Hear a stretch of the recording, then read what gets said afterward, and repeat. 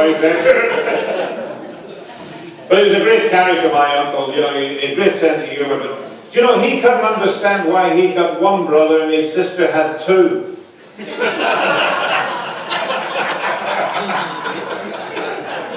I still haven't worked that one out yet.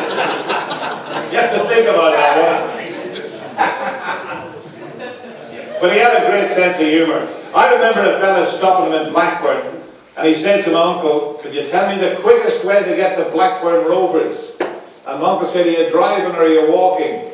And this fella said, I'm driving. And my uncle said, that's the quickest. That's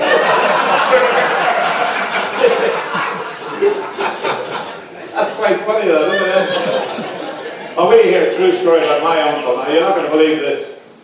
He went off to work in Spain, and he went to have some Spanish lessons, and the fellow says, when are you going out there? He said, next week. He said, oh, your best bet. Just speak slowly when you get there. The first day he's arrived in Spain, he's gone in this bar in Torremolinos, and there's a wee fella behind the bar, and my uncle goes up to him and he goes, could I have a pint of Guinness, please? And the little fella poured the Guinness straight away, put it on the counter, and then he said to my uncle, would you like anything else? And my uncle said, are you Irish? And the wee fella said, yes. And my uncle said, then why are we speaking Spanish?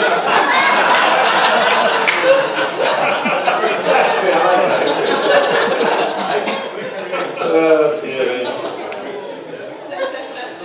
Now here we go with the trick shots. During a game you often find yourself in this position here.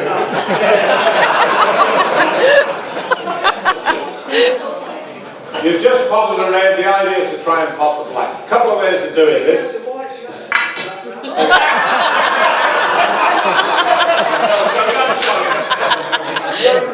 That's one way. Try and get the white off the side, push it back over the reds, across the table and pop the black. Oh. That's just to give you an idea.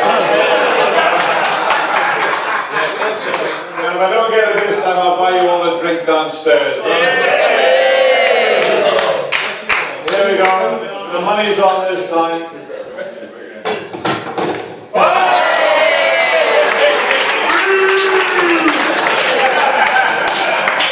You know who taught me that shot?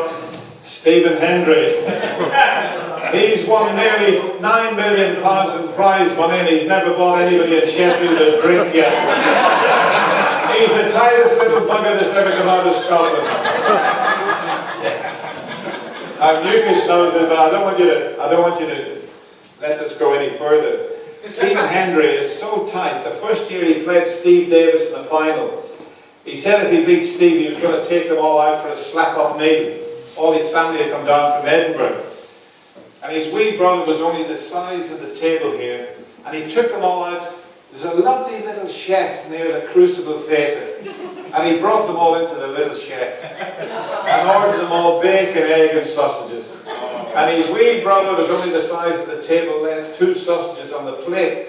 And when Stephen Hendry was paying the bill, he said in a loud voice, oh, he said, well, take those sausages home for the dog.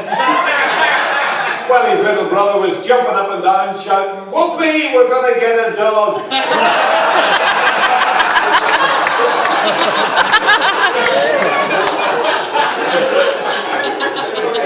Oh, and this, I don't want this to go any further. This is how kind Stephen Hendry is. 1997, we're in Bangkok for the World Team Championship. And we had a day off between the quarter-final and the semi-final. And Steve Davis, who was here in April, myself, Stephen Hendry, we've popped out to this little club. It's about the same size as this. The lighting wasn't quite as bright as this. They had little round tables, a bit of music. And we're just having a few beers, talking about snooker, as you do when you're in Bangkok. And I shouldn't have started this baby. This lovely wee girl came out and jumped on the table and started dancing to the music. I mean, if we had known it was a place like that, there's no way we'd have been in there. Anyway, she started dancing and she did. couldn't believe it. She took her clothes off. I didn't know where to look. Well, I did know where to look. But Steve Davis, being the pro that he is, pulled out £20 when she took all her clothes off and stuck it in her right cheek. So I pulled out £20, stuck it in her left cheek. Stephen Hendry, the tight little soft, pulled out his switch card, swiped it, and took the 40 quid.